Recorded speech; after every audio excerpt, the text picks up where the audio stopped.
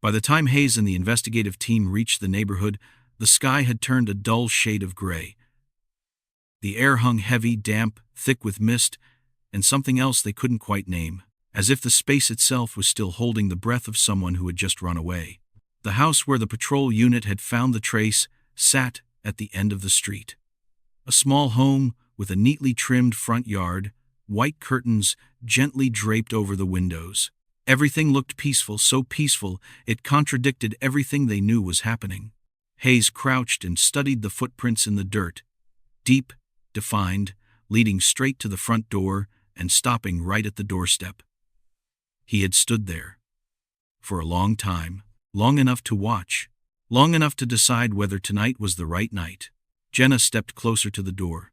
Scratches lined the area near the lock, not the careless marks of someone clumsy.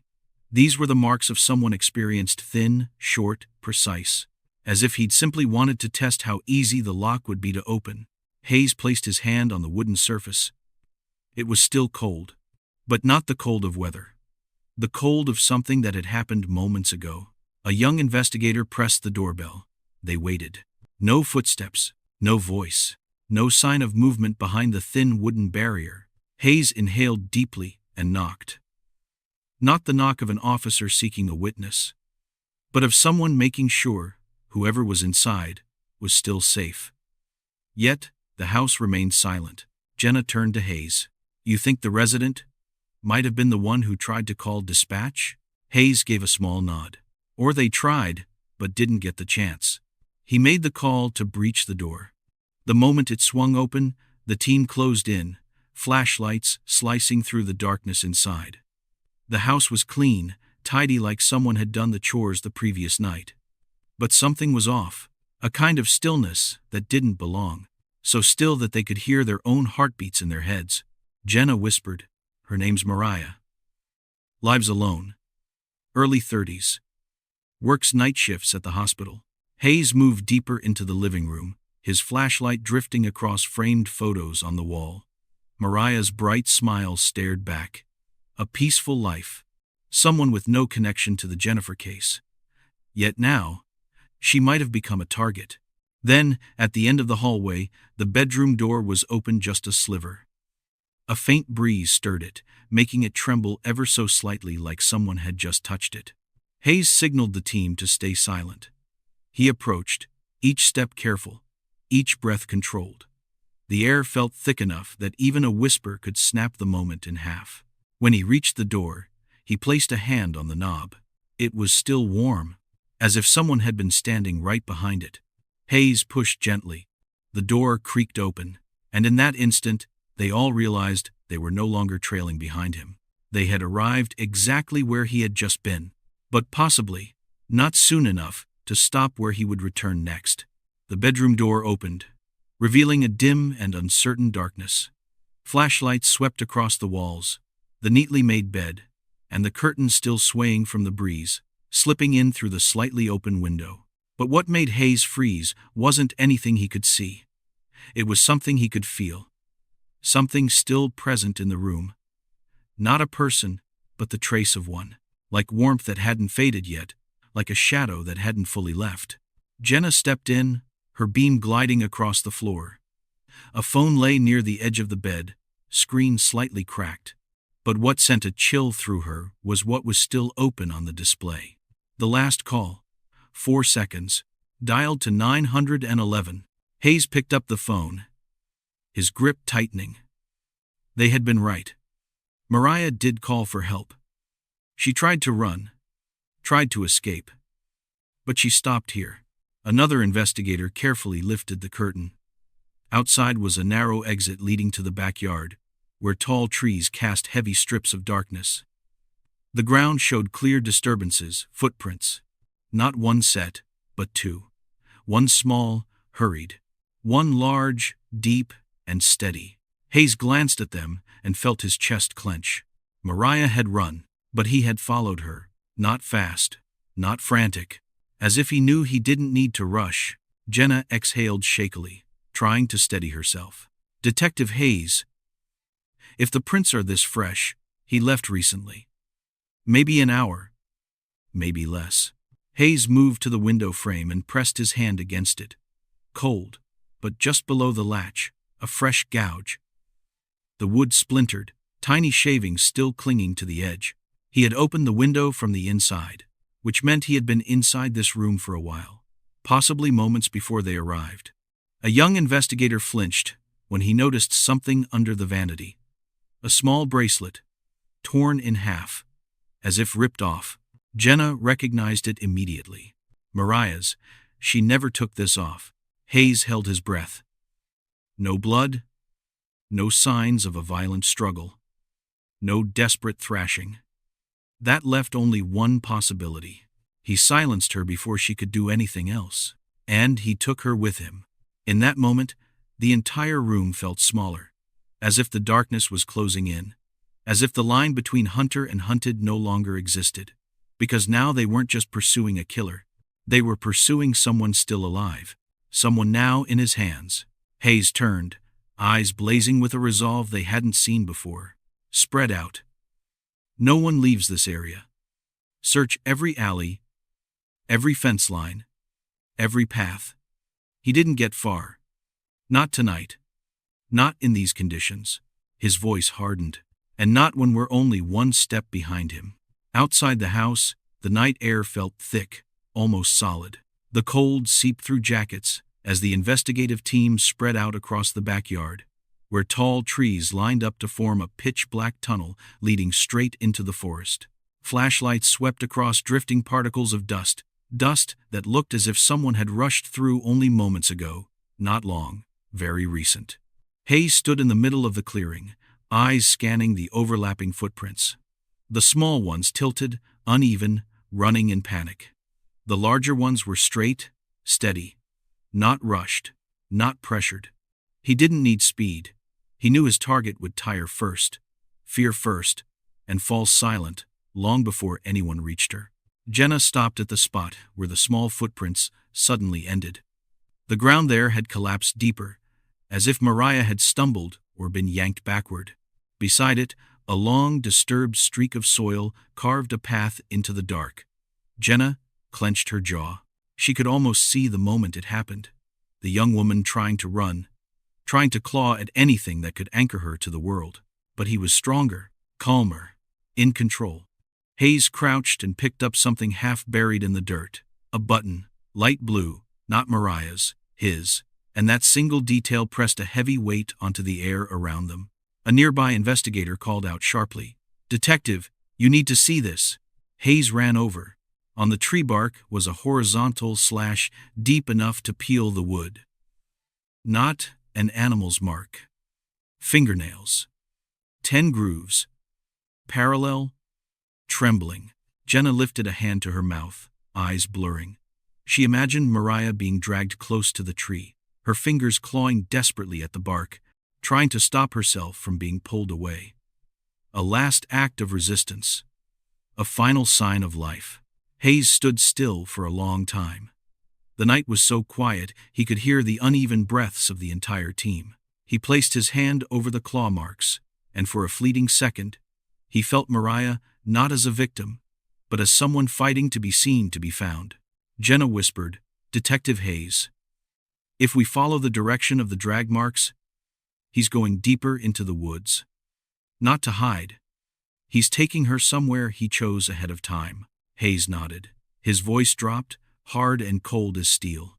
"He has a plan, and it doesn't end here." He turned to the team, eyes burning with fierce determination. "From this moment on, we're not just hunting a suspect. We're racing the clock to save a life." A soft gust of wind swept through the trees. Not strong, but enough for Hayes to feel it. They were getting closer, very close.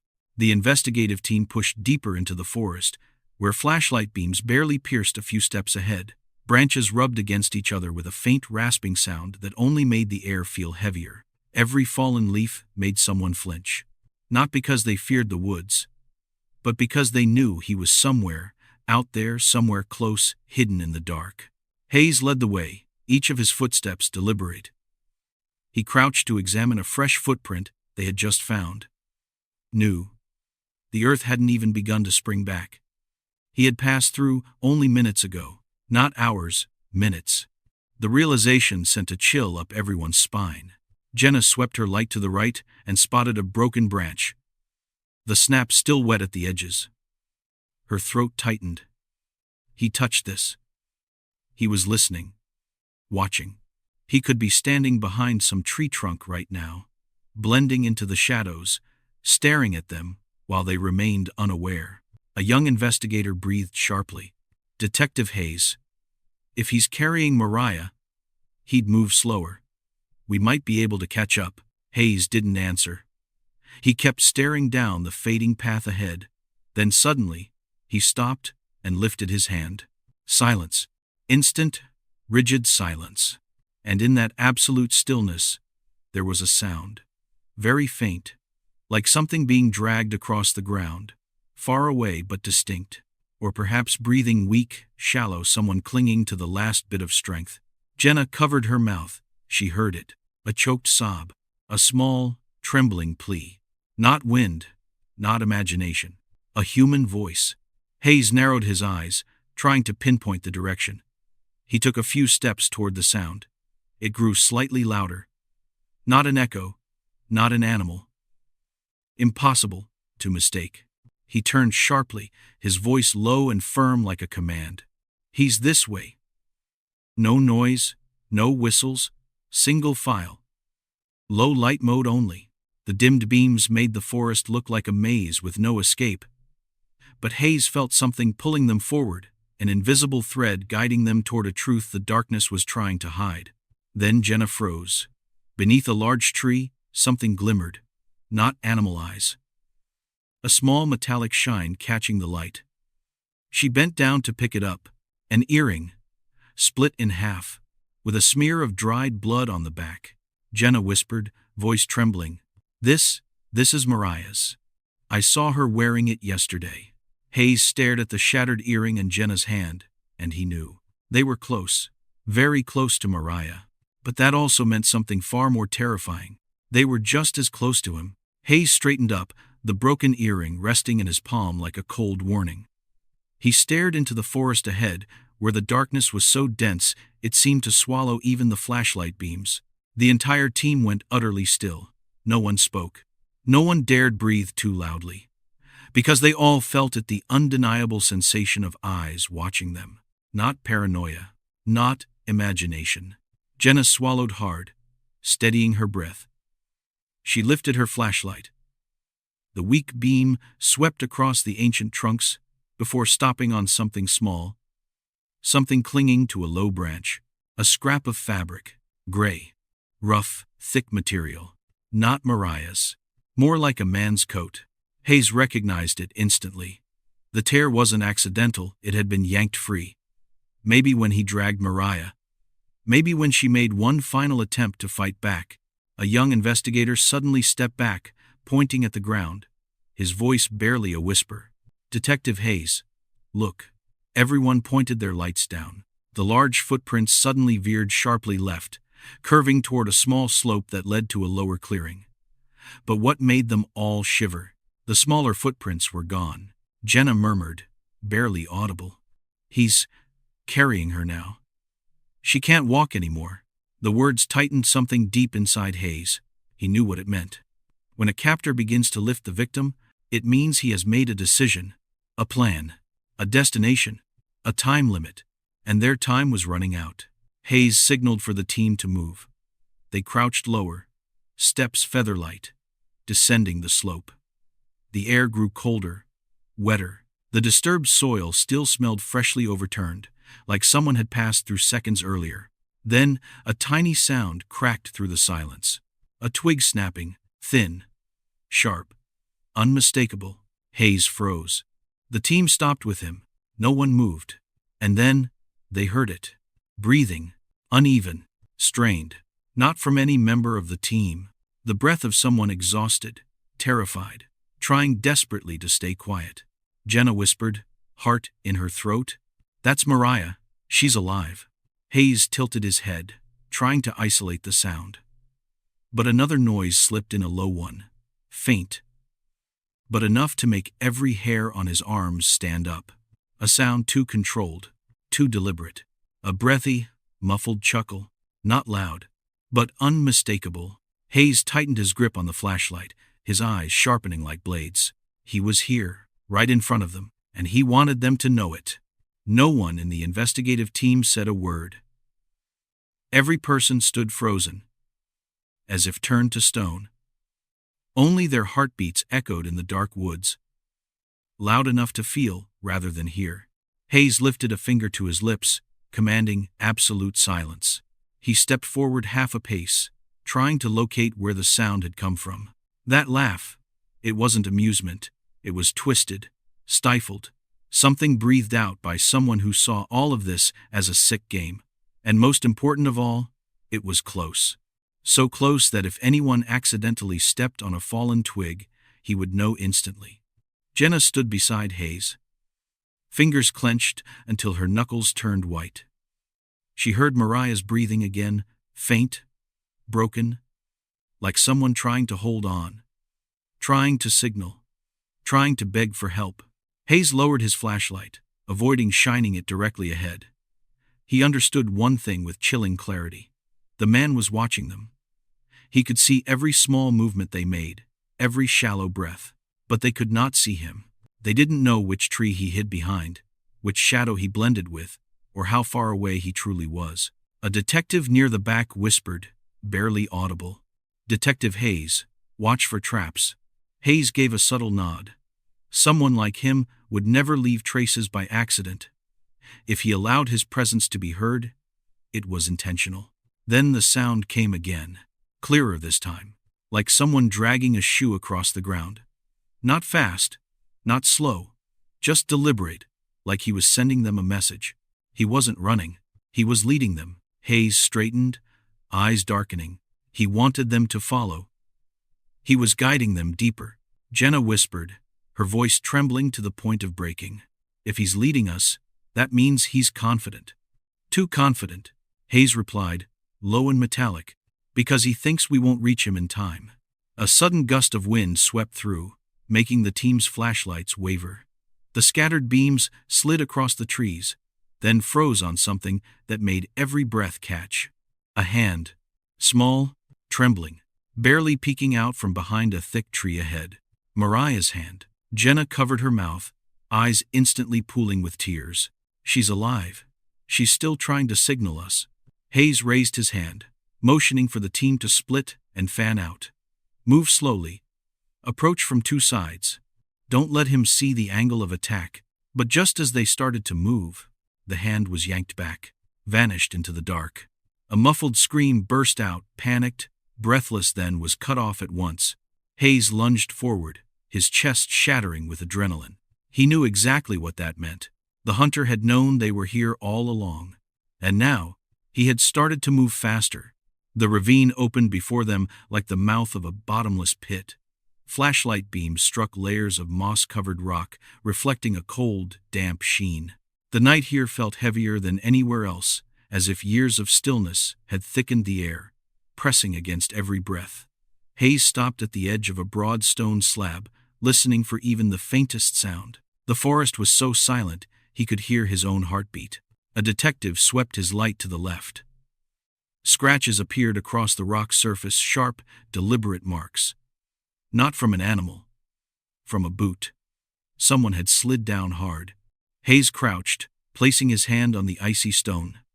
The trace felt recent, as if only minutes ago he had dragged Mariah across this very spot. Jenna stepped up beside him, eyes following the slope. She bit her lip. There were uneven footprints paired with long streaks of disturbed dirt. She tried to steady her voice, but the tremor still slipped through. "She's losing strength. He's almost carrying her now." Hayes nodded. But what chilled him wasn't Mariah's weakening prints. It was the spacing of the larger ones. The strides were longer, faster. He was accelerating, no longer guiding them at a leisurely pace. No longer turning the forest into his game board. He was heading toward the end point. The place he had chosen ahead of time. A detective behind them called out softly. "Found something." A cord, thin, black, like a wrist restraint. Jenna's fist tightened. He planned everything, every step. Hayes rose, staring deep into the pitch-black gut of the ravine. Wind surged upward, dry, cold, carrying with it a faint metallic scent. Familiar, bitter, blood. Jenna recognized it at the same moment. Her voice came out barely above a breath. "Hayes, he's already done something." Hayes didn't answer. He moved forward, angling his light down the slope. Something glinted faintly. He stepped closer, a handprint, on the rock. Small, smudged, stained with blood. Mariah's. She had tried to hold herself back, tried to resist, tried to anchor herself to anything she could before being dragged deeper in. Jenna sank to her knees, covering her mouth. The pain of seeing someone fight for life and arriving just moments too late slammed into her like a fist to the chest. Hayes placed a steadying hand on her shoulder.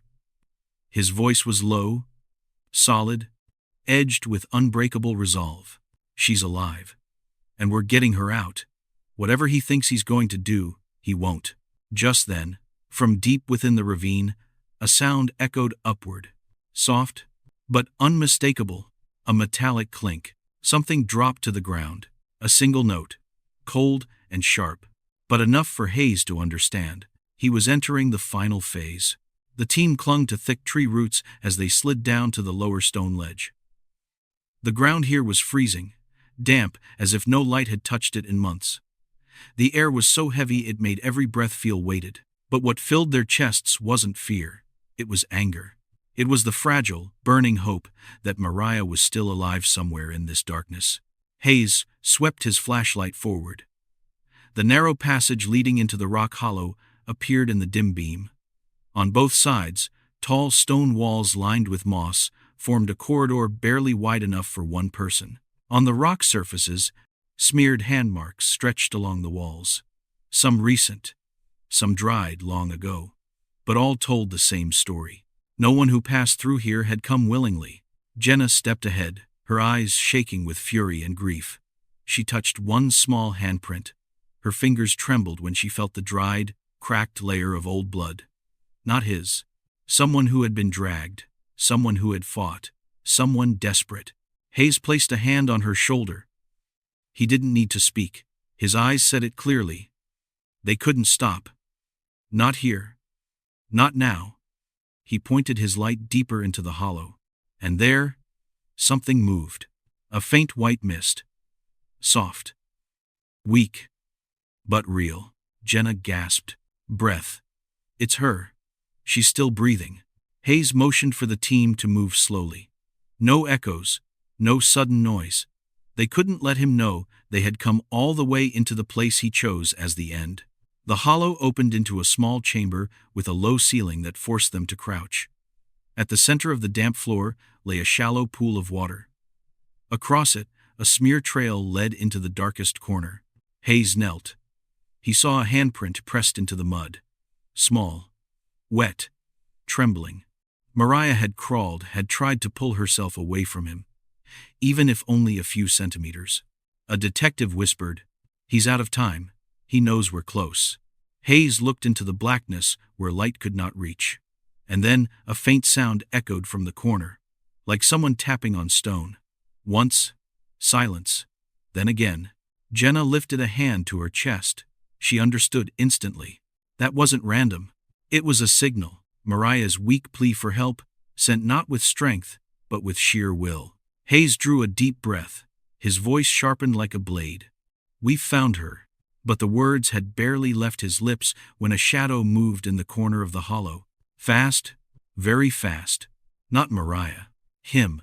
The shadow shot past so fast, the team only felt a cold gust skim across their faces. Jenna jerked back on instinct, her heart pounding so violently it felt like it might tear through her chest. Hayes swept his flashlight in the direction of the movement, catching for the briefest moment a thin, elongated, distorted outline. As if he had lived in darkness so long, his shape no longer belonged to a human. A detective hissed, "Left side, he's circling back." But Hayes already knew. He wasn't fleeing.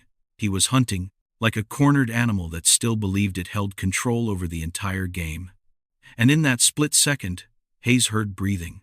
Thin, broken, not Mariah's. His. That breath wasn't fear. It was delight. He was savoring every final second of the chase he had orchestrated. Jenna's grip tightened on her gun until her knuckles turned white. She glanced at the dark crevice where Mariah was trapped.